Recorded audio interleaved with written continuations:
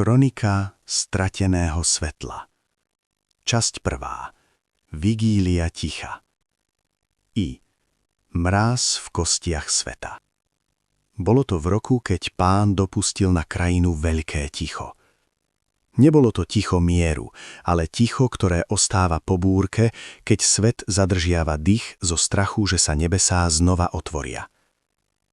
Písal sa rok 1352 a údolie pod kláštorom 7 bolestí ležalo pochované pod siahovicami snehu, aký nepamätali ani najstaršie kroniky uložené v skriptoriu. Brat Celestín sa prebudil skôr, než zvon na vysokej veži ohlásil matutinum. Prebudila ho bolesť. Staroba je trpezlivý spoločník. Neponáhľa sa, len pomaly uťahuje slučku okolo klbov a svalov, až kým sa každý pohyb nestane modlitbou o úľavu.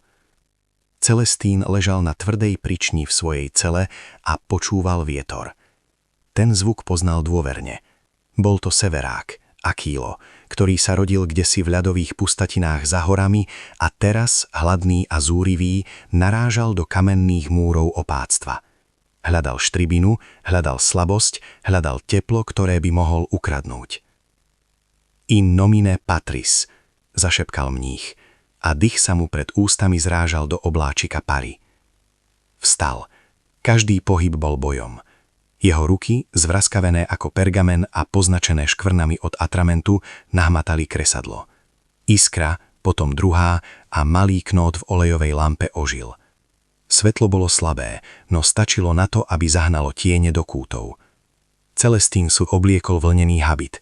Látka bola hrubá, drsná na dotyk, no v tej zime bola jediným brnením, ktoré mal. Dnes bola svätá noc. Nox sacra. Väčšina bratov v kláštore vnímala tento čas cez liturgiu, cez vôňu kadidla, spev žalmov a očakávanie narodenia Spasiteľa. Ale pre Celestína bola táto noc iná. Bola výročím sľubu, bola ťarkou, ktorú niesol sám, skrytú pred zrakom opáta i mladých novicov, ktorí ešte verili, že svet je jednoduché miesto rozdelené na dobro a zlo. Vzal do ruky svoju palicu, kus tvrdého dubového dreva, vyhladeného rokmi dotykov a lampáš. Keď otvoril dvere cely, do chodby sa valil chlad taký ostrý, že by dokázal rozťať kameň. Krížová chodba bola prázdna. Mesačný svit dopadal cez lomené oblúky na kamennú dlážku a vytváral obrazce, ktoré pripomínali rebrá obrovského, dávno mŕtvého zvieraťa. Celestín kráčal pomaly. Jeho kroky sa ozývali v tichu. Šuch, klop, šuch, klop. Rytmus staroby. Brat Celestín? Hlas sa ozval z tieňa pri vstupe do refektára. Mních zastal a zdvihol lampáš. Svetlo dopadlo na tvár mladého muža. Bol to brat Ján, movic, ktorého do kláštora prijali len pred prvým snehom. Oči mal široké, plné bázne a chladu. Prečo nespíš, synak? Zvoní ešte mlčia. Nemôžem, otče, priznal mladík a silnejšie si zavinul plášť okolo chudých pliec. Ten vietor, znie to, ako by vonku plakali duše. Celestín sa smutne posmial. Možno plačú. A možno len hory spievajú svoju pieseň. Prečo ťa to desí? Hovorí sa, Ján zaváhal, pozrel sa na starca a potom sklopil zrak. Hovorí sa, že dnes v noci chodíte von, za hradby, že tam, kde končí posvetená pôda, sa deje niečo, čo nie je v knihách. Celestín pocítil v hrudi bodnutie. Klebety sa v kláštore šírili rýchlejšie než mor. Knihy, brat Ján, obsahujú múdrosť ľudí. Noc obsahuje múdrosť Božiu a tá je často desivá a nepochopiteľná. Pristúpil k mladíkovi bližšie a položil mu ruku na rameno. Vráť sa do cely, zohrej si dušu modlitbou. To, čo je vonku, nie je pre tvoje oči. Ján chcel protestovať, no v Celestínovom pohľade bola autorita, ktorej sa neodporovalo. Bola to autorita niekoho, kto videl veci, pri ktorých iní zatvárajú oči. Novic prikýval a zmizol v tme chodby. Celestín osamel, no vedel, že toto bol len začiatok. Skutočná skúška ho čakala tam vonku, za ťažkými dubovými bránami, kde vládol mráz a spomienky. Druhá. Brána do iného sveta. Kláštor 7 bolestí nebol postavený na rovine, kde je život ľahký. Bol vytesaný do strmého brala, vysoko nad hranicou lesa, bližšie k nebu, ale aj bližšie k búrkam. Hlavný portál chrámu bol majstrovským dielom kamenárov, ktorí už dávno splynuli s prachom. Sochy svätých a prorokov lemovali vstup, no vietor a čas im zmazali tváre, takže teraz vyzerali ako nemí svedkovia bez mien. Celestín podišiel k bočnej bránke, ktorú používali len drevorubači a mrétvy, keď ich vynášali na cintorín.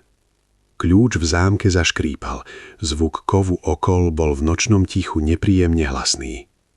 Zatlačil plecom do dreva, brána povolila a vietor ho okamžite uderil do tváre. Nebol to len závan vzduchu, bola to facka ľadovou rukou. Celestín zalapal po dychu, no neustúpil. Vyšiel von. Pred ním sa rozprestierala biela pustatina. Mesiac bol v tú noc v splne, obrovský a striebristý, visiaci tak nízko, ako by ho držali neviditeľné reťaze tesne nad vežou chrámu. V jeho svetle sneh iskril, ako by bol posiatý diamantmi. Kláštor za jeho chrbtom vyzeral ako pevnosť tmy, no pred ním, v údolíčku chránenom pred najhorším vietrom, stálo svetlo. Bol to strom. Nie však hociaký, bola to stará jedľa, ktorá tu rástla ešte predtým, než prvý mních položil základný kámeň kláštora. Jej koreny siahali hlboko do zeme, možno až do samotného pekla, a jej koruna sa dotýkala neba. A strom horel. Nie ohňom, ktorý stravuje a mení na popol, na jeho vetvách obťažkaných snehom žiarili svetlá. Neboli to sviečky, ktoré by vietor zhasil. Boli to malé plamienky čistého, nehybného svetla, ktoré vychádzali akoby zo samotného dreva. Na vetvách viseli ozdoby, nie zo skla či zlata, ale plody, ktoré v tejto ročnej dobe nemali právo existovať. Červené jablká, plné života a zlaté hviezdy, ktoré vyzerali, ako by ich niekto sňal priamo z oblohy. Celestín sa opriel o svoju palicu a hľadel na ten zázrak. Slzy mu vhrkli do očí, no mráz ich okamžite zmenil na ľad na jeho lícach. Toto bolo jeho bremeno, jeho tajomstvo. Prišiel som, zašepkal do vetra, tak ako som sľúbil. 3. Hriech rytiera Godefroya. Aby ste pokopili, prečo starý mních stál v mraze pred žiariacím stromom, musíme sa vrátiť v čase. Nie o hodiny, ale o 40 rokov späť. Vtedy sa Celestín nevolal Celestín.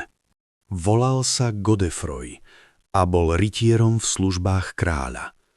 Jeho meč bol ťažký, jeho brnenie lesklé a jeho srdce prázdne. Vracal sa z krížovej výpravy, z vojny, ktorá mala byť svätá, no chutila len po krvi a piesku. Videl veci, ktoré človeka zmenia. Videl, ako v mene Boha horia mestá a ako zomierajú nevinní. Cestou domov, cez tieto isté hory, ich zastihla zima. Jeho družina pomrzla. Kone padli. Godefroy ostal sám, zranený, blúdiaci v snehovej výchrici. Bol pripravený zomrieť. Vlastne, po tom všetkom, čo vykonal, po smrti túžil. Ľahol si pod túto jedľu, ktorá vtedy bola len suchým, mŕtvým pahýľom trčiacim zo snehu. Zatvoril oči a čakal na koniec. Vtedy sa to stalo. Z lesa nevyšiel vlk ani medveď, vyšlo z neho dieťa. Bolo bosé, oblečené len v tenkej košeli. V takej zime by malo byť mŕtve do niekoľkých minút, ale dieťa sa usmievalo. Podišlo k rytierovi, ktorého srdce už prestávalo byť, a dotklo sa suchého kmeňa stromu. Drevo zaprašťalo, nie mrazom, ale životom. Suché konáre sa zazelenali, vyrástlo ihličie a potom sa objavilo svetlo. Teplo, ktoré z neho sálalo, neohrievalo len telo, ale roztápalo aj ľad, ktorý obalil Godefroyovu dušu. Vstaň, povedal detský hlas, ktorý znel ako cinkot kryštáľu. Tvoja vojna sa skončila. Teraz začína tvoja stráž. Godefroy vstal. Rany sa mu zacelili. Keď sa chcel dieťaťu poďakovať, bolo preč. Ostal len strom, žiarivý a živý uprostred smrtiacej zimy. a v diaľke, cez utíchajúcu búrku, uvidel svetlá kláštora. V tú noc zložil meč, zhodil brnenie do priepasti a zaklopal na bránu ópatstva. Povedal len jediné: chcem slúžiť svetlu. Odvtedy prešlo 40 rokov. Rytier Godefroy zomrel a narodil sa brat Celestín. Ale každý rok na Vianočnú noc sa strom znova rozžiaril. Pripomínal mu, že milosť existuje aj pre vrahov, že aj suchý pahýľ môže zakvitnúť. Ale dnes bolo niečo iné. Ivé, tieň v žiare. Celestín stál pred stromom a cítil nepokoj.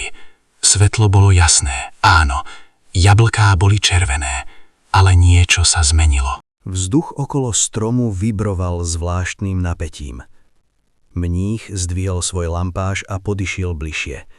Sneh pod stromom nebol nedotknutý. Boli v ňom stopy. Nie stopy zvery, ľudské stopy. Viedli od lesa priamo ku kmeňu a tam sa strácali, akoby ten, kto ich zanechal, splynul s kôrou. Celestínovi sa zrýchlil dých. Po 40 rokov bol jediným svedkom tohto zázraku. Kto iný by sa odvážil v túto noc do lesa? Sklonil sa k stopám. Boli malé, príliš malé na dospelého muža. Pripomínali stopy dieťaťa. Srdce mu vynechalo úder. Je to možné? Vrátil sa on? Oče!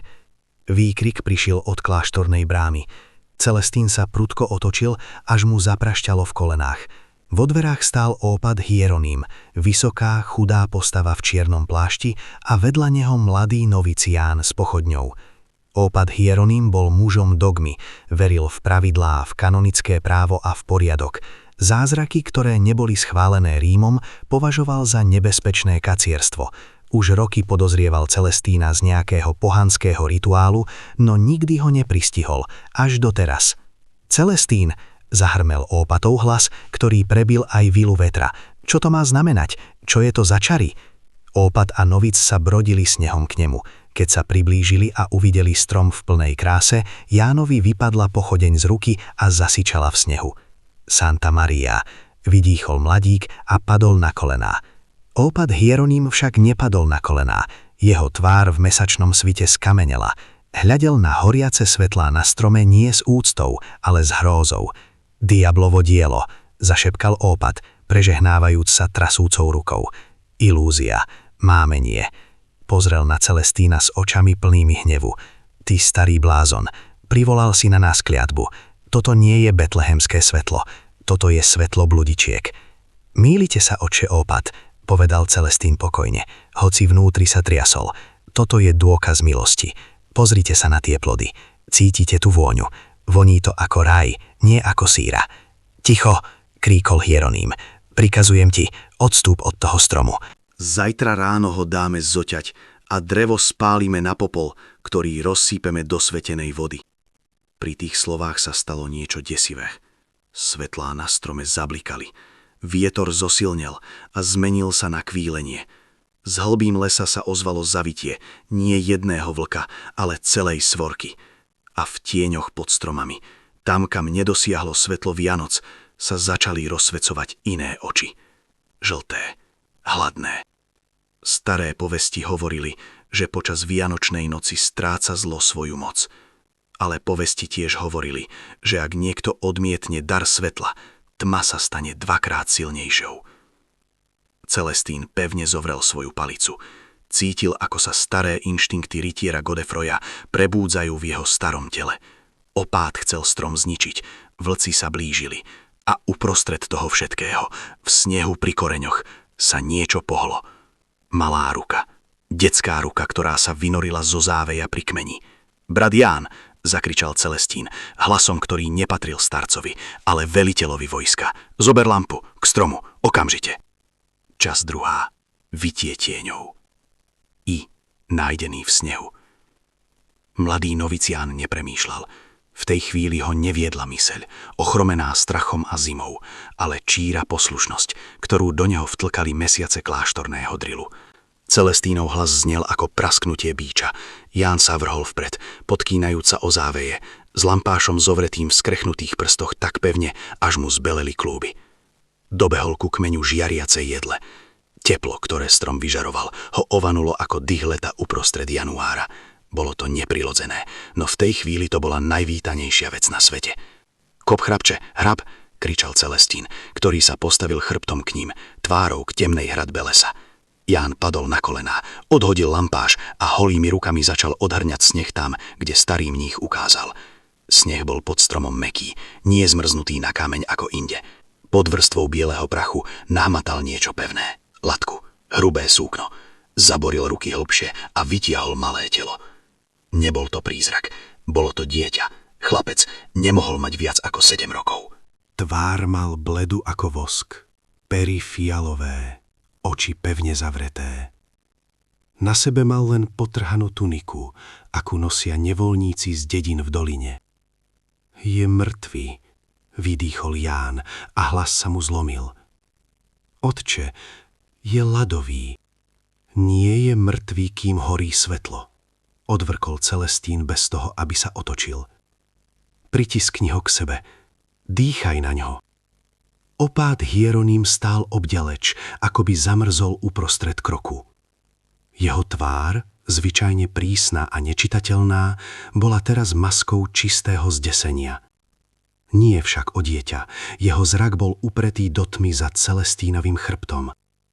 Oni tu nie sú kvôli dieťaťu, zašepkal opát a jeho hlas, zvyknutý kázať z kazateľnice, znel tenko a bezmocne. Sú tu pre nás. Svetlo im vadí. Ján, nepúšťaj toho chrapca. Je to diabolské mámenie, Celestín, kričal Hieronym, cúvajúc k stromu, ktorým ešte pred chvíľou opovrhoval. Tí vlci, to sú démoni privolaní tvojim modlárstvom. Tí vlci sú hladní, Hieronym, odvetil Celestín pokojne, hoči cítil, ako mu srdce bije o rebrá ako splašený koň. A krv mníchov je pre nich rovnaká ako krv oviec. Modli sa, opát, ale nie o vyhnanie diabla. Modli sa, aby moja ruka bola stále pevná. Vodca svorky zaútočil. Nebol to beh, bol to skok, šedá šmuha letiaca vzduchom. Celestín nezaváhal. S výkrikom, ktorý v sebe niesol silu 40 rokov potláčaného hnevu, sa zahnal palicou. Drevo narazilo do lebky vlka s tupým, praskavým zvukom. Zviera zakvičalo a dopadlo do snehu, hrabúc labami. Ale hneď za ním vyrazili ďalší dvaja. K bráne, rebal Celestín, odrážajúc ďalší útok. Palica svišťala vzduchom. Jeden vlk ho chňapol za rukav habitu, trhajúc hrubú vlnu. Celestín pocítil pálenie na predlakti, no ignoroval ho. Kopol beštiu do ňufáka okovanou sandálov. Ján s dieťaťom v náručí sa tackal smerom k bráne. Chlapec bol ľáký, no sneh bol hlboký. Opát Hieronym, prekvapivo rýchly na svoj vek, bežal vedľa neho, no strach ho pripravil o rozum. Miesto toho, aby pomohol novicovi, ťahal ho za plášť, snažiac sa dostať dopredu. Pustite ma, otče, kričal Ján, keď ho opát takmer strhol na zem. Rýchlejšie, doženú nás, jačal Hieronym. Celestín ostal vzadu. Bol hrádzou, bol štítom. Svorka ho obklúčila. Videl ich v očľach, že vedia, že je starý. Cítili jeho únavu, čakali na chybu. Mních sa pozrel na strom. Jedla horela jasnejšie, než kedykoľvek predtým. Plamene sviec sa natiahli do výšky a z konárov sa začali sypať iskry, ktoré dopadali na vlkom ako žeravé uhlíky. Zvieratá odskakovali, syčali bolesťou, keď sa im posvetný oheň dotkol srsti. Choďte, zakričal Celestín na bratov, ktorí už boli pri malej bránke. Nie bez vás, ozval sa Jánov hlas. Novic položil dieťa do bezpečia za prah brány a otočil sa. V ruke zvieral kameň, ktorý vyhrabal zo snehu. Ján, nie! Ale bolo neskoro. Mladík vybehol späť do boja. Jeho odvaha bola bláznivá, no v tej chvíli to bolo to jediné, čo Celestína zachránilo. Jeden z vlkov, ktorý sa chystal skočiť starcovi na chrbát, sa musel otočiť proti novej hrozbe. Ján hodil kameň a trafil bešťu do boku.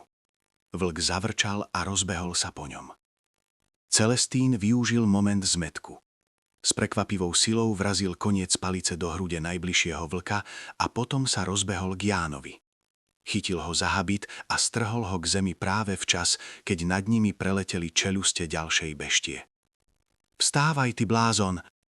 Dvojica sa vliekla k bráne. Hieronym už bol dnu a s panikou v očiach sa snažil zatvoriť ťažké dvere, hoci jeho bratia boli ešte vonku. Nechaj to otvorené, zareval Celestín takým hlasom, že opát na moment zmerevel. Mních a novic vpadli do nádvoria. Celestín sa otočil, zaprel sa nohou do zeme a celou váhou sa oprel do dubového krídla dverí. Ján mu pomohol. Dvere sa s protestným škrípaním začali zatvárať. Štrbina sa zmenšovala. Zvonku sa ozval náraz, telá vlkov narážali do dreva. Tesáky rýpali do kovu. Bum! Dvere zapadli. Celestín trasúcou sa rukou spustil ťažkú železnú závoru. Na nádvorí nastalo ticho, rušené len dichčaním troch mužov a zúrivým škrípaním a vítím z druhej strany brány. Tretie. Teplo v chlade. Celestín sa zviezol na žem, opierajúca sa chrbtom o bránu. Hruď sa mu dvíhala v bolestivých krčoch. Ľavý rukáv mal nasiaknutý krvou. Ján však nedbal na únavu, odplázil sa k dieťaťu, ktoré ležalo na studenej dlažbe tam, kam ho predtým položil. Oče, zašepkal novic. Nedýcha! Celestín sa s námahou zdvihol a podišiel k ním. Hieronym stál nad nimi, ruky zopäté, tvár popolavá. Priniesli ste to dnu, syčal opát. Zlo z lesa, mŕtve telo, poškvrnili ste kláštor. Mlč, Hieronym, povedal Celestín ticho, no s takou intenzitou, že opát onemel. Starý mních si kľakol k chlapcovi. Položil ucho na jeho hruď. Nič. Ticho. Srdce mlčalo. Vtedy si spomenul na jablko. Siahol do vrecka svojho habitu. Keď boli vonku pri strome, tesne predtým, než zaútočili vlci, inštinktívne strhol jedno z červených jablk z vetvičky. Teraz ho vytiahol. Ovocie bolo teplé, ako by sa práve pieklo v peci. Voňalo sladko a korenisto. Celestín vzal nôž od pása, rozrezal jablko na polovicu. Šťava, ktorá vytiekla, bola zlatistá. Čo to robíš? Spýtal sa Ján. Dúfam, odvetil Celestín. Vytlačil pár kvapiek šťavy na chlapcové pery. Chvíľu sa nedialo nič. Vietor vonku bil do brány, vlci výlili svoju pieseň frustrácie. A potom chlapec sa nadýchol. Bol to hlboký, zachrčavý nádych, ako keď sa topáci vynorí nad hladinu. Farba sa mu začala vracať do líc, viečka sa zachveli a pomaly otvorili. Jeho oči neboli detské, boli hlboké, tmavé a staré. Pozreli sa na Celestína a mních mal pocit, že sa díva do zrkadla času. Svetlo, zašepkal chlapec. Ochránil si ho? Celestín prikývol, neschopný slova. Potom je ešte nádej, povedal chlapec a znova upadol do bezvedomia, tentoraz však pokojného spánku, sprevádzaného pravidelným dychom. Opát Hieronym cúvol. V jeho očiach sa miešal strach s niečím novým, s pochybnosťou. Práve videl niečo, čo nemohol vysvetliť žiadnou knihou, ktorú kedy čítal. Vezmite ho do ošetrovne, povedal Celestín a vstal. Nohy sa mu triasli, ale nie od zimy. Zohrejte ho, dajte mu najesť. A vy, otče? Spýtal sa Ján, podopierajúc chlapca. Celestín sa pozrel na svoju krvavú ruku, potom na zavretú bránu a nakoniec hore, na väžu kláštora, kde sa práve rozozvučal zvon. Ja musím ísť do kaplenky, povedal starý mních. Musím sa opýtať Boha, prečo nám poslal dieťa, ktoré pozná moje hriechy. Nechal ich na nádvorí a krýval smerov k chrámu. V hlave mu znela jedna myšlienka. Vlci neboli len zvieratá, boli to sluhovia niečoho staršieho a to, že nemohli prekročiť prach, neznamenalo, že odišli. Obiehanie okolo múrov sa len začalo a noc bola ešte dlhá. IV. Rozhovor v tieni oltára. Chrám bol ponorený do tmy, osvetlený len večným svetlom nad svetostánkom. Celestín klesol do lavice v zadnej časti. Bolesť v ruke pulzovala v rytme jeho srdca. Zavrel oči a snažil sa modliť, ale namiesto slov mu pred očami tancovali obrazy z boiska. Krv na snehu. Oči vlkov. A oči toho chlapca. Ochránil si ho. Čo to znamenalo? Myslel chlapec strom? Alebo svetlo samotné? Brat Celestín. Hlas prichádzal z tieňa bočnej lode.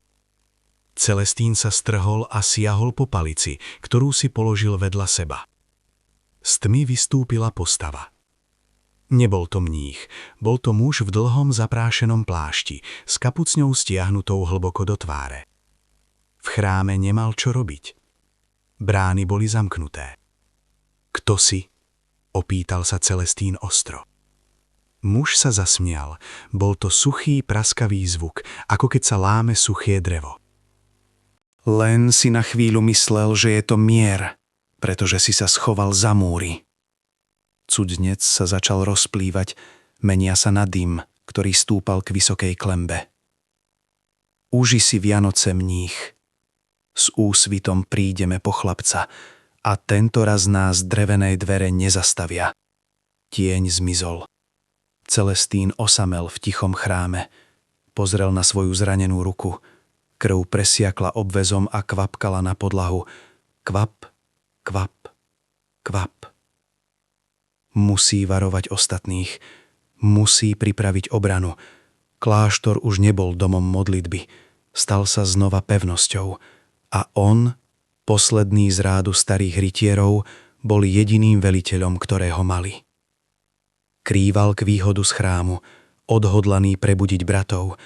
Vianočná noč v kláštore 7 bolestí sa práve zmenila na obliehanie. Časť 3. Meč a kadidlo. Tí, ktorí kľačia a tí, ktorí stoja. Ošetrovňa kláštora páchla gáfrom, včelím voskom a strachom. Brat Ignác, kláštorný felčiar, ktorého ruky boli zvyknuté skôr na miešanie byliniek proti kašľu, než na ošetrovanie tržných rán od vlčích tesákov, obväzoval Celestínovo predlaktie. Plátno sa okamžite farbilo na červeno. Kosť je celá, zamumlal Ignác, ale sval je roztrhaný. Ak sa do toho dostane horúčka... Horúčka je to posledné, čo ma trápi, brat môj, prerušil ho Celestín a prudko vstal, ignorujúc bolesť, ktorá mu vystrelila až do ramena. V rohu miestnosti, na slamníku prikrytom ovčími kožami, ležal chlapec. Spal. Jeho dých bol teraz spokojný, no v tej izbe bolo cítiť niečo cudzie.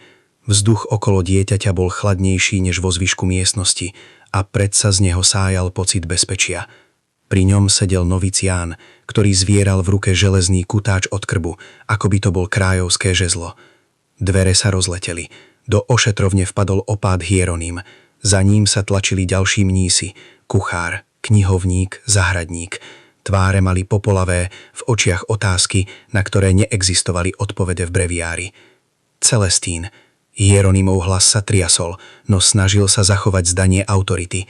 V chráme, socha Panny Márie, ona plače. Namiesto slz jej z očí tečia ľad. Mnísi zašumeli hrôzou. To je len začiatok, povedal Celestín tvrdo a prešiel do stredu miestnosti. Jeho postava, hoci zhrbená vekom, teraz dominovala priestoru. Počúvajte ma všetci. To, čo je vonku, nie je búrka. A to, čo sa dostalo dnu, nie je len tieň. Musíme sa modliť. Vyjekol knihovník. Musíme urobiť procesiu a kajať sa. Modlite sa. Prikývol Celestín. Modlite sa, kým budete nosiť kamene a brúsiť sekery. Ale Boh nám dal ruky nielen na spínanie, ale aj na obranu. Opát Hieronym zčervenel. Opovažuješ sa premeniť dom Boží na kasárne? Ja som tu opátom. Prikazujem, aby sme sa zhromaždili v kaplnke pri oltári. Tam nás Boh ochráni. Celestín pristúpil k opátovi tak blízko, že cítil pach kyslého vína z jeho dychu. Pozri sa na mňa, Hieronym. Naozaj sa pozri. Celestín si rozopol hornú sponu habitu a odhalil starú jazvu, ktorá sa tiahla cez celú hruď. Pamiatka na saracenskú šabľu. Predtým, než som prijal tonzúru, som velil obrane citadely v Ako. Videl som, čo sa stane s tými, ktorí sa len modvia, keď nepriateľ vyrazí bránu. Zomrou na kolenách. V v miestnosti nastalo ticho. Nikto z nich, dokonca ani Hieronym, nepoznal celú pravdu o minulosti starého brata. Dnes v noci nie som brat Celestín, pokračoval starec, a jeho hlas znel ako brúsenie oceli. Dnes v noci som Godefroy a preberám velenie nad obranou tohto kláštora. Ak prežijeme do úsvitu, môžeš ma exkomunikovať, Hieronym, ale dovtedy budeš počúvať. Opát otvoril ústa. Chcel protestovať. No keď sa pozrel do očí ostatných mníchov, uvidel v nich niečo, čo tam dlho nebolo. Nádej. A tá nádej sa upierala na starého vojaka. Nie na ňo. Hieronym sklopil zrak a mlčky prikývol. 6. Arzenál chudobných. Nasledujúca hodina bola pre kláštor 7 bolestí tou najpodivnejšou v jeho histórii. Miesto tichých modlitieb sa chodbami ozývalo ťahanie ťažkých hlavíc, rinčanie kovu a príkry povelov. Celestín rozdelil mníchov do skupín. Kuchár a jeho pomocníci varili vo veľkých kotloch olej a vodu. Keďže nemali smolu, roztápali loj zo zásob na zimu. Záhradník rozdal mníchom sekery na drevo, kosáky a ťažké okované rýle. Knihovník s bolesťou v srdci, no s odhodlaním v očiach, pomáhal nosiť ťažké zväzky starých kódexov k oknám, nie na čítanie, ale na zatarasenie výhľadov. Celestín krýval z miesta na miesto, kontroloval závoru na hlavnej bráne, nechal ju podoprieť dubovými trámami zo stajne. Všade, kde prešiel, cítil, ako sa mení atmosféra. Strach nemizol, ale menil sa na sústredenie. Nakoniec sa vrátil do ošetrovne.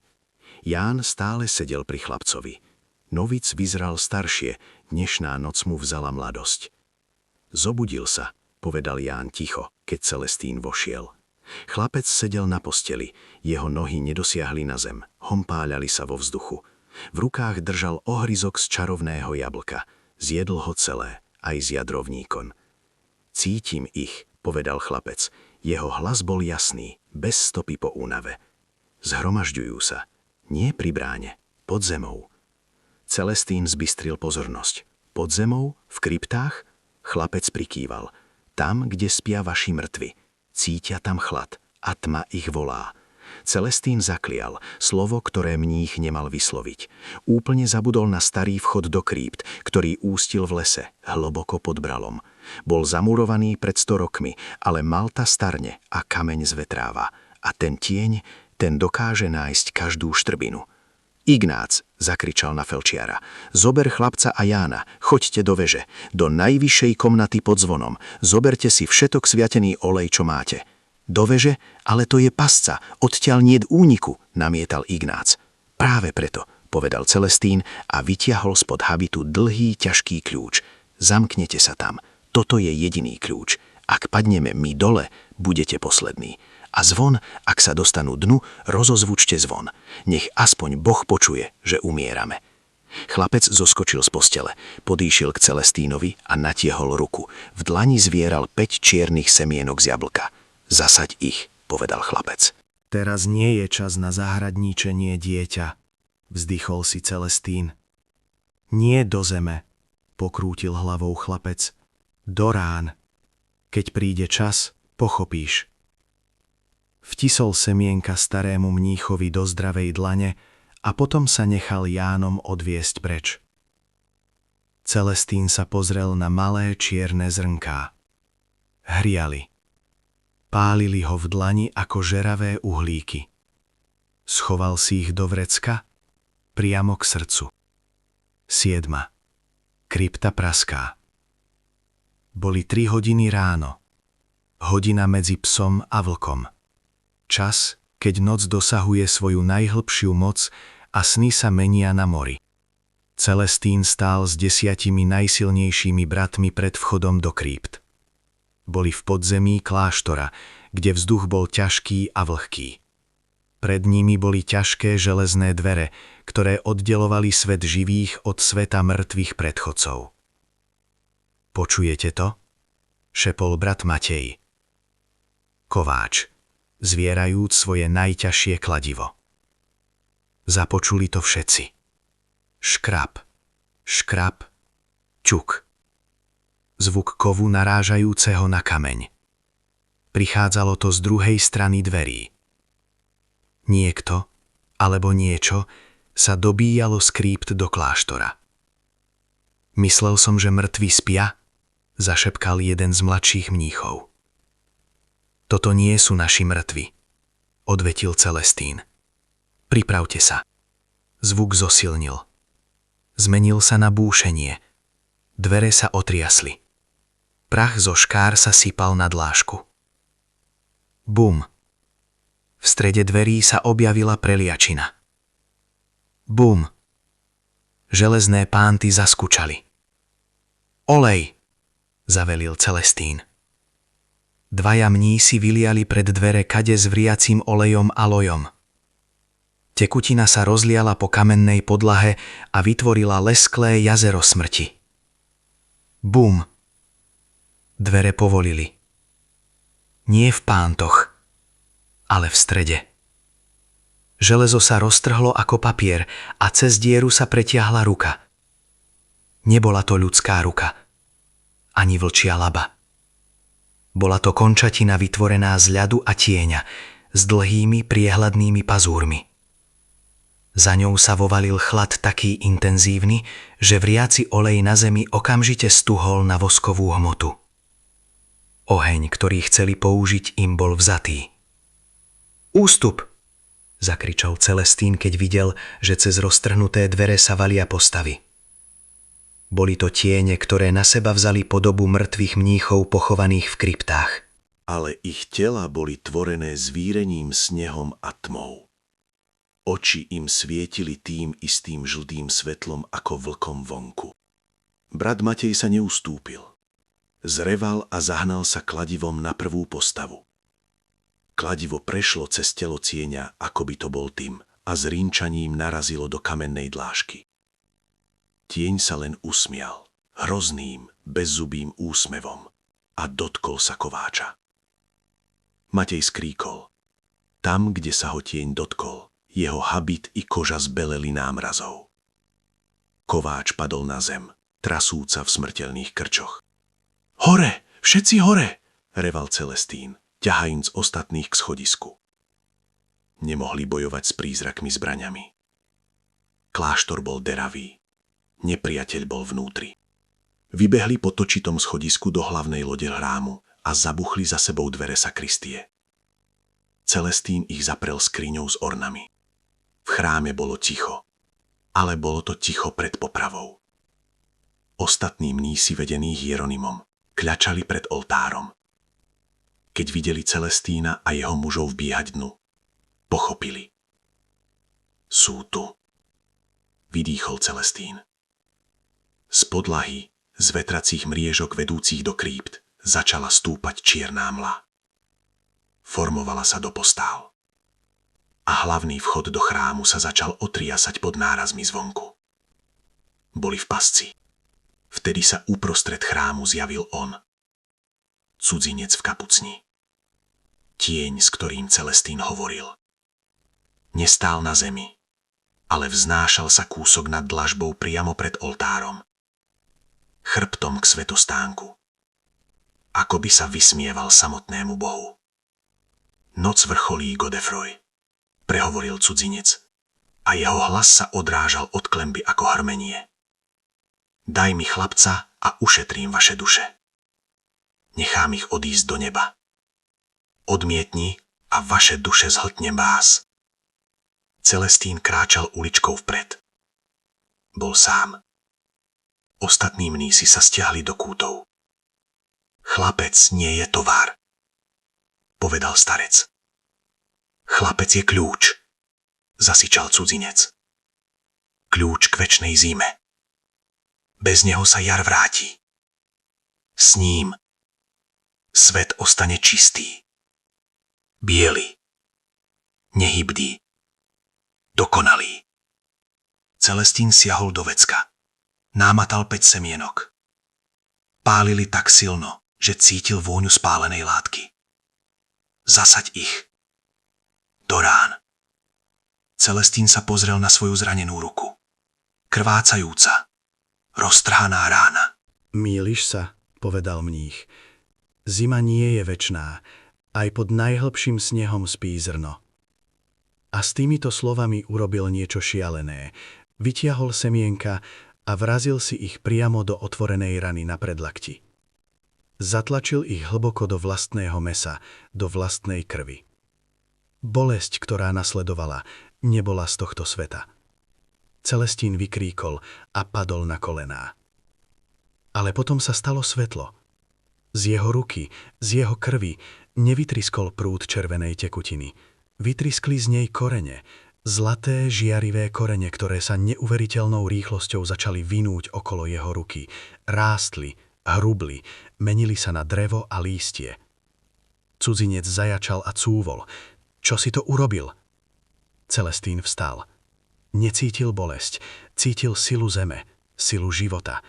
Jeho ruka sa zmenila na vetvu živého stromu, z ktorej rašili puky a kvety. Biele kvety uprostred zimy. Zasadil som nádej, povedal Celestín. A chrám sa naplnil vôňou jabloní v plnom kvete. Časť 4. Korene a krídla. Záhrada uprostred kameňa. Svetlo, ktoré vytrisklo z Celestínovej ruky, nebolo len žiarou, bola to fyzická sila. Bolo husté, zlatisté a voňalo životom. Chrám, ktorý ešte pred chvíľou páchol po zatuchline, plesni a ľadovom strachu, sa v jedinom okamihu naplnil vôňou rozkvitnutého sadu. Cudzinec, ten temný prízrak bez tváre, zasičal ako zmija, na ktorú dopadli slnečné lúče. Zakryl si tvár záhybmi svojej kapucne a ustúpil do tieňa bočnej lode. Ale tiene, ktoré sa plázili po podlahe a mali podoby mŕtvych mníchov, nemali kam újsť. Celestín zdvihol svoju premenenú ruku. Už to nebola ľudská končatina z mesa a kostí. Bola to nádherná, pokrútená vetva starej jablone, pulzujúca zlatou miazgou. Z jej končekov, tam, kde by mali byť prsty, opadávali okvetné lístky. Keď sa prvý lístok dotkol kamennej podlahy, ozval sa zvuk čistého tónu, ako cinknutie strieborného zvončeka. Ustúpte do tmy, odkiaľ ste prišli, zvolal Celestín. Jeho hlas bol hlbší, rezonujúci silou zeme. Zahnal sa živou rukou proti najbližšiemu prízraku. Neočakával náraz. Očakával, že vetva prejde cez dym. Ale stalo sa niečo iné. Keď sa rozkvitnutá vetva dotkla tieňovej postavy, tieň nevykríkol bolesťou. Vykríkol úľavou. Temnota z neho opadla ako špinavý kabát a na zlomok sekundy sa zjavila jasná, polopriesvitná postava mnícha, duša zbavená kliatby, ktorá sa s úsmevom rozplynula do svetla. On ich neničí, zašepkal knihovník, ktorý to sledoval spoza prevrátenej lavice. On ich vykupuje. Cudzinec to videl tiež a jeho hnev otriaslo základmi kostola. Okná vysoko pod klenbou, hoci boli zhrubnuté mrazom, začali praskať. Myslíš si, že pár kvetov zastaví lavínu? Zareval cudzinec. Jeho postava začala rásť. Tma okolo neho zhustla, stala sa hmatateľnou. Z jeho plášťa začali vyliezať ľadové ostne. Ak nemôžem mať chlapca po dobrom, zoberiem si ho aj s celou tou vašou kamennou kopou. Cudzinec sa neodvážil zaútočiť priamo na Celestína. Svetlo jablone bolo pre neho príliš pálivé. Namiesto toho sa jeho forma rozliala, zmenil sa na čierny, mrazivý výchor, ktorý sa prehnal stredom lode, vyhol sa oltáru a zamieril priamo k dverám do veže. K točitým schodom, ktoré viedli k chlapcovi. Nie, vykríkol Celestín a chcel sa rozbehnúť za ním. Ale nemohol. Keď sa pokúsil pohnúť nohou, zistil, že je pevne pripútaný k zemi. Korene, ktoré vyrašili z jeho krvi, neostali len v jeho ruke. Prerástli celým jeho telom, prebili podrážky jeho sandálov a vnorili sa hluboko do kamennej dlažby chrámu. Celestín sa stával stromom. Jeho sila bola obrovská, ale jeho pohyblivosť bola preč. Bol strážcom, ktorý nemohol opustiť svoje stanovište. Dostane sa k ním, kríčal kováš Matej, ktorý sa prebral z mrákot. Rozbije dvere veže. Celestín sa v zúfalstve pozrel na opáta Hieronima. Opát stále kľačal pod oltárom, tvár v dlaniach, trasúc sa ako osika. Hieronim, zahrmel Celestín hlasom, v ktorom praskalo drevo. Prestaň sa ľutovať. Boh nepotrebuje tvoj strach, potrebuje tvoj hlas. Opát zdvihol hlavu. Pozrel sa na Celestína, na muža, ktorý sa pred jeho očami menil na zázrak. Videl vetvy, videl kvety, videl svetlo. A v tej chvíli sa v Hieronimovi niečo zlomilo. Alebo skôr niečo sa spojilo. Všetky tie roky štúdia, teológie a pravidiel ústupili čistej, surovej viere. Hieronim vstal. Vzal do ruky ťažký strieborný kríž z oltára. Bratia, zvolal opát, hlasom, ktorý už nebol piskľavý, ale pevný. Utvorte kruh okolo brata Celestína.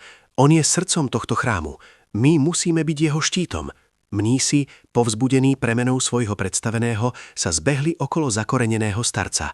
Vytvorili živú hradbu, zatiaľ čo cudzinec, teraz už len masa hučiacej tmy a ľadu, začal narážať do dubových dverí veže. Druhé. Vo vysokej veži.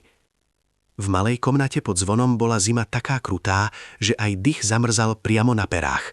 Brat Ignác a novic Ján sa tlačili v kúte, zakrývajúc chlapca vlastnými telami a starými vrecami od lán. Zvon nad nimi, obrovský bronzový kolos menom Vox Dei, hlas Boží, mlčal. Jeho srdce, ťažké železné srdce, viselo nehybne. Počuješ to? Spýtal sa Ján, drkotajúc zubami. Zo spodu, cez hrubú podlahu, sa ozývali rany. Niekto sa dobíjal dnu a s každým úderom sa po kamenných stenách veže šírila námraza, rýchla ako pleseň. Chlapec sa vymanil z ich objatia, postavil sa do prostred miestnosti. V tej tme a zime žiaril vlastným vnútorným svetlom. Už nevyzeral ako úbohé dieťa nájdené v snehu. Jeho oči boli hlboké ako vesmír. Bum! Dvere do komnaty, zaistené len starou závorou, sa prehli. Dreho zaprašťalo. Cez štrbiny vnikol dnu čierny dym. Svetený olej, vykrikol Ignác. Ján, lej to na prach. Novic chytil hlinený džbán a vylial jeho obsah pred dvere, ale olej sa ani nedotkol zeme.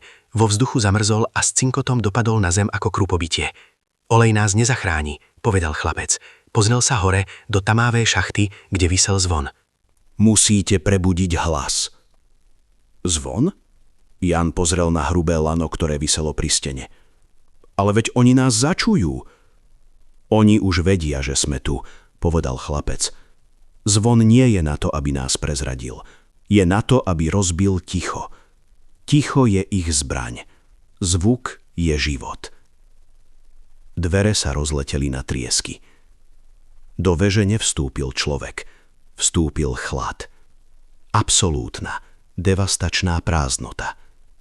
Vytvorila sa z nej postava cudzinca, teraz už obrovská, vyplňajúca takmer celú miestnosť. Ignác padol na kolená, zvierajúci si hruď. Jeho staré srdce nezvládalo ten tlak. Ján cúvol k stene, zvierajúc kutáč, ktorý mu teraz pripadal smiešne malý. Cudzinec natiahol ruku k chlapcovi. Koniec hry, malý princ, zahúčal hlas, ktorý znel ako praskanie ľadovcov. Poď ku mne, spravíme zo sveta kryštálový palác. Chlapec sa nepohol. Zabudol si na jednu vec, tieň. A na akú? Že strom rastie z dvoch strán. Z koreňov, chlapec ukázal dole, a z koruny. Tretia. Symfónia dreva a bronzu. Dole v chráme Celestín cítil, že koniec je blízko. Cítil prítomnosť zla vysoko nad sebou. Jeho nohy boli kameňom, jeho ruka bola stromom. Hieronim, zakričal Celestín, potrebujem tvoju silu. Čo mám robiť? Pýtal sa opát. Chyť sa ma a nech sa ťa chytia ostatní. Všetci. Teraz. Hieronim nezaváhal. Objal Celestínov kmeň, jeho telo. Ostatní mnísi sa pochytali za ruky, vytvárajúc reťaz, ktorá sa končila pri opátovi. Modlite sa, prikázal Celestín, ale nie slovami, srdcom. Pošlite mi všetku svoju vieru, všetku svoju túžbu po jari. Mnísi zavreli oči a Celestín, napojený na ich duše, urobil niečo nemožné. Využil svoje korene, ktoré prenikli hlboko do základov kláštora. Cítil štruktúru celej stavby, cítil každý kameň, každú škáru a poslal svoju miazgu, zlatú, horúcu silu života, nie do zeme, ale do stien. Kláštor ožil. Kamenné stĺpy sa začali chvieť, v stenách to húčalo, ako by v nich prúdila voda. Miazga stúpala hore, cez múry, cez klenby, vyššie a vyššie, smerom k veži. Vo veži Ján videl, ako sa steny komnaty zrazu rozžiarili. Zo škár medzi kameňmi začali vyrastať drobné výhonky. Mach na kameňoch zakvitol. Cudzinec zaváhal. Cítil teplo prichádzajúce zo všetkých strán. Zvoň, Ján, vykríkol chlapec. Ján odhodil kutáč a skočil po láne. Bolo hrubé, drsné a ľadové. Zavesil sa naň celou svojou váhou. Zvon Vox Dei sa pohol. Prvý úder bol tichý, len kovové bim. Ale stačilo to. Zvuková vlna narazila do cudzinca, jeho tieňová forma sa zavlnila. Ján potiahol znova, zvon sa rozhojdal viac. Bim! Druhý úder bol hlasnejší. Opadla námraza zo stien. Ignác sa zhlboka nadýchol, ako by sa práve vynoril z vody. Cudzinec zreval. Zvuk zvona mu spôsoboval fyzickú bolesť. Vibrácie narúšali jeho podstatu, ktorá bola založená na statickosti a tichu. Zničím ťa, vrhol sa cudzinec po Jánovi, ignorujúc bolesť. Ale v tej chvíli dorazila Celestínova sila. Podlaha pod zvonom praskla a z kameňa vyrazili masívne drevené korene. Ovínuli sa okolo cudzinca ako hady, nie aby ho rozdrvili, ale aby ho držali. A korene kvitli. Každý dotyk kvetu s cudzincovou tmou spôsoboval výbuch svetla. Teraz! Kričal chlapec. Ján, visiaci na láne, sa odrazil od steny a potiehol tretíkrát, zo všetkých síl. Srdce zvona narazilo do venca s takou silou, že to museli počuť až v dedinách v údolí. Bám! Tento zvuk nebol len hlukom. Bol to exorcizmus liatých do bronzu. Zvuková vlna v komnate bola viditeľná, rozbila cudzinca. Jeho forma sa roztrieštila na tisíce kúskov čierneho ľadu, ktoré sa okamžite roztopili v teple sálajúcom zo stien. Výchrica vonku narazila do neviditeľnej steny zvuku a rozpadla sa. Mraky nad kláštorom sa roztrhli. Úsvit. Ticho, ktoré nasledovalo, bolo iné. Bolo to ticho mieru. Vo veži Ján ležal na podlahe, vyčerpaný, dýchajúc zhlboka. Chlapec stál pri okne, cez ktoré dopadali prvé lúče ranného slnka. Sneh v údolí sa trblietal, ale už nie hrozivo. Dole v chráme mnísi pomaly púšťali jeden druhého. Opát Hieronym so slzami v očiach pustil Celestína a ustúpil o krok. Tam, kde stál brat Celestín, teraz stála socha, alebo strom.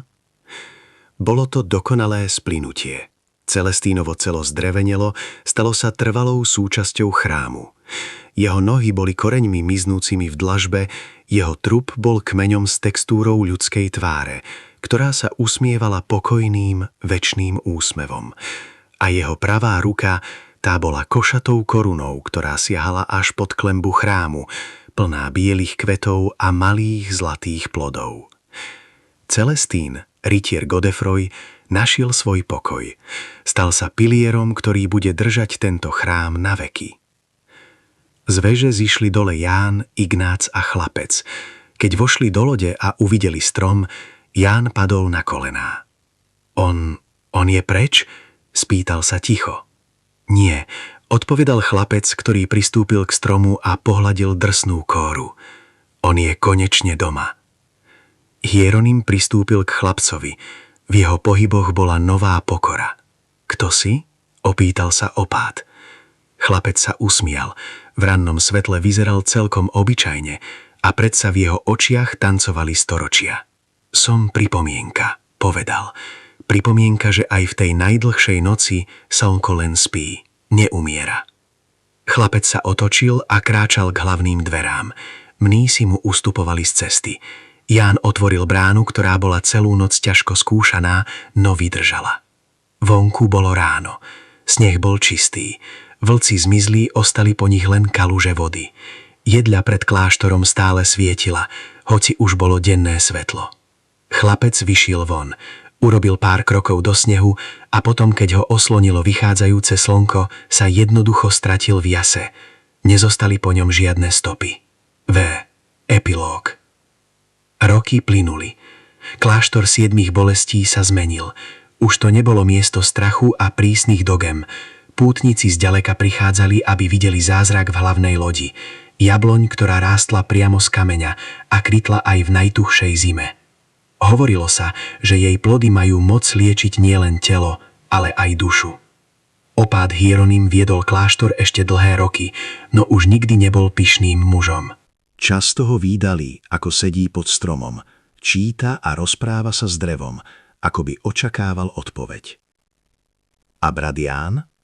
Ten sa stal záhradníkom.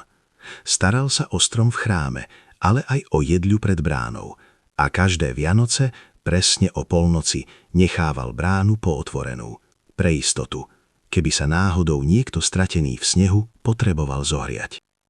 Lebo ako ho naučil starý rytier, svetlo, ktoré si chránime len pre seba, vyhasne, ale svetlo, ktoré rozdávame, je večné.